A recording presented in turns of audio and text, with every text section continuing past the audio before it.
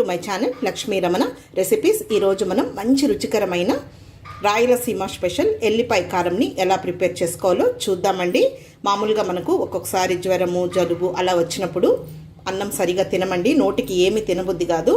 అలాంటప్పుడు ఈ విధంగా మనం ఎల్లిపాయ కారంని తయారు చేసుకుంటే చాలా బాగుంటుందండి. రాయలసీమ స్పెషల్ అమ్మమ్మలు నానమ్మలు ఎక్కువగా చేసేవాళ్ళు. దీన్ని మనం స్టోర్ కూడా చేసుకోవచ్చు.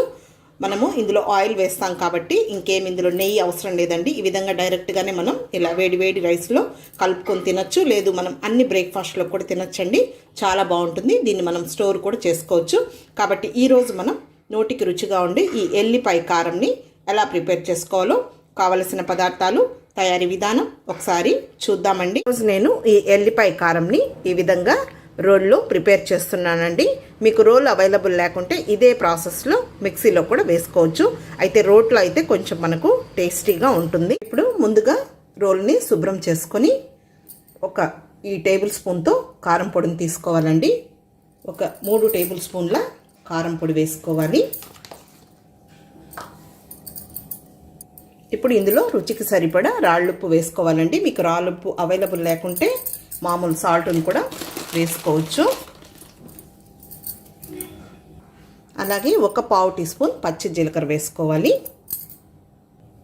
ఇప్పుడు దీన్ని మెత్తగా పొడి చేసుకోవాలి. అంటే మనం రాళ్ళుప్పు వేసాం కదా, ఇలా మెత్తగా ముందు నూరుకోవాలి.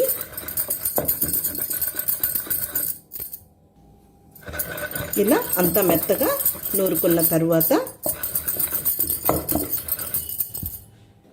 ఇప్పుడు ఒక పెద్ద వెల్లుల్లిపాయ అండి. మామూలుగా కడప సైడు తెల్లగడ్డ అలాగే ఎల్లిపాయ అలా అంటూ ఉంటారు. ఏం లేదండి, వెల్లుల్లిపాయ అంటాం కదా, వెల్లుల్లి.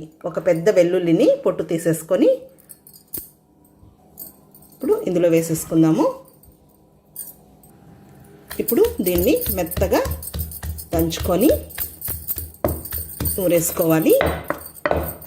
మామూలుగా ఈ ఎల్లిపాయ కారంని ఎండుమిరపకాయలు కూడా వేయించుకొని అలా కూడా చేసుకోవచ్చండి. ఇది ఒక మెథడ్ అన్నమాట. ఇప్పుడు దీన్ని బాగా మెత్తగా నూరేసుకోవాలి. ఇది కొంచెం కారంగా బాగుంటుందండి నోటికి తినడానికి. దీన్ని మనం స్టోర్ కూడా చేసుకోవచ్చు. మీరు వేసుకునే కారం బట్టి ఈ వెల్లుల్లిపాయలు అనేది వేసుకోవాలి. ఒకసారి ఇలా కలిపేసుకొని మెత్తగా నూరేసుకోవాలి. ఇంక ఇందులో నీళ్లు వేయకూడదు. ఈ వెల్లుల్లితోనే మనకు తడి అనేది వస్తుంది. చూడండి, ఈ విధంగా దంచేసుకోవాలి. ఇప్పుడు తీసేసుకుందాము. చూడండి, ఇలా ఉండాలి.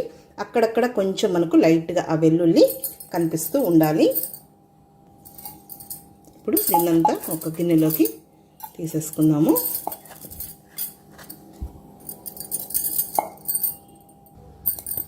మామూలుగా పల్లెటూళ్ళల్లో అమ్మమ్మలు నానమ్మలు ఎక్కువగా చేసి పెట్టేవాళ్ళండి.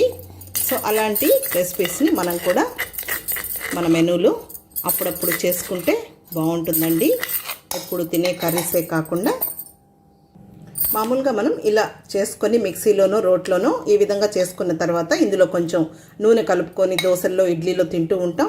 అలాగే ఇదే విధంగా పొడిగా అన్నంలో వేసుకొని నెయ్యి వేసుకొని తింటూ ఉంటాం. కానీ మనం కొంచెం పోపు వేసుకున్నామంటే ఇంకా టేస్టీగా ఉంటుంది. ఇప్పుడు పోపు వేసేసుకుందామండి. ఇలా పోపు గరిటె పెట్టేసుకొని 3 టేబుల్ స్పూన్ల నూనె వేసుకుందాం. కొంచెం నూనె ఎక్కువగానే ఉంటేనే బాగుంటుంది.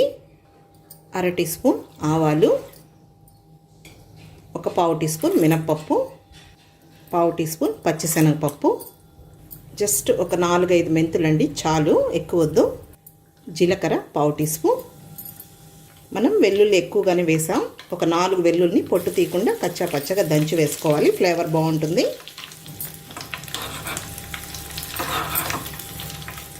ఇప్పుడు స్టవ్ ఆఫ్ చేసుకొని 2 ఎండుమిరపకాయల్ని తుంచి వేసేసుకుందాము. ఆ వేడికి మనకు వేగిపోతాయి. చివరిగా కొద్దిగా కరివేపాకు. పోపు రెడీ అయిపోయింది. ఇంకా మనం ఈ పోపుని ఇందులో వేసేసుకుందాము. ఇప్పుడు ఇదంతా కూడా కలిపేసుకుందాము. నేను ప్లేట్లో వేడివేడి రైస్ పెట్టానండి. ఈ ఎల్లిపాయ కారంని ఇలా కప్పులోకి తీసేసుకుందాము.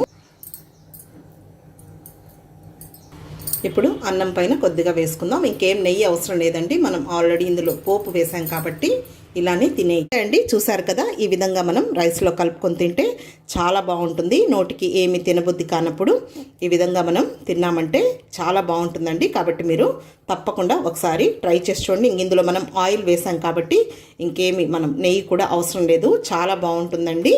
కావాలంటే మీరు ఆయిల్ ప్లేస్లో నువ్వుల నూనెతో కూడా చేసుకోవచ్చు, చాలా బాగుంటుంది.